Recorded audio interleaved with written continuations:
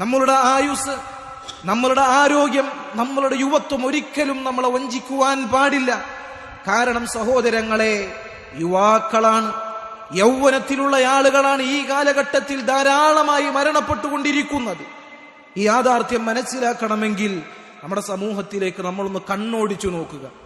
എത്രയെത്ര വൃദ്ധരെയാണ് നമുക്ക് കാണുവാൻ സാധിക്കുന്നത്. യുവാക്കളെ അപേക്ഷിച്ച് വൃദ്ധന്മാർ കുറവാണ്, വളരെ തുച്ഛമാണ്.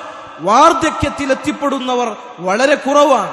അതിനു മുമ്പേ മരിച്ചു പോകുന്നവരാണ് കൂടുതലുമുള്ളത് എന്ന യാഥാർത്ഥ്യം നമ്മൾ മനസ്സിലാക്കുക.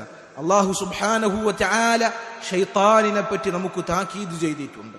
ശൈത്താനിന്റെ കുതന്ത്രത്തെ പറ്റി നമുക്ക് മുന്നറിയിപ്പ് തന്നിട്ടുണ്ട്. ശൈത്താൻ, അവനെ കുറിച്ച് അല്ലാഹു പറഞ്ഞു, യഇദുഹും, ശൈത്താൻ മനുഷ്യന്മാർക്ക് ഒരുപാട് വ്യാമോഹങ്ങൾ അവരുടെ മനസ്സിലിട്ടു കൊടുക്കും. വയുമന്നീഹിം, ദുനിയാവിനെ കുറിച്ചുള്ള ആഗ്രഹങ്ങൾ ഒരുപാട്, ഇനിയും ഇവിടെ ജീവിച്ചു കളയും എന്ന ആഗ്രഹങ്ങൾ മനുഷ്യന്റെ മനസ്സിലേക്ക് ശൈത്താൻ ഇട്ടുകൊടുക്കും. വമാ യഇദുഹുമുശ് ശൈത്താനു ഇല്ലാ ഗുറൂറ, അത് ശൈത്താനിന്റെ വഞ്ചനയല്ലാതെ മറ്റൊന്നുമല്ല എന്ന് അല്ലാഹു സുബ്ഹാനഹു വ തആല നമുക്ക് ഓർമ്മിപ്പിച്ചു തരികയാണ്.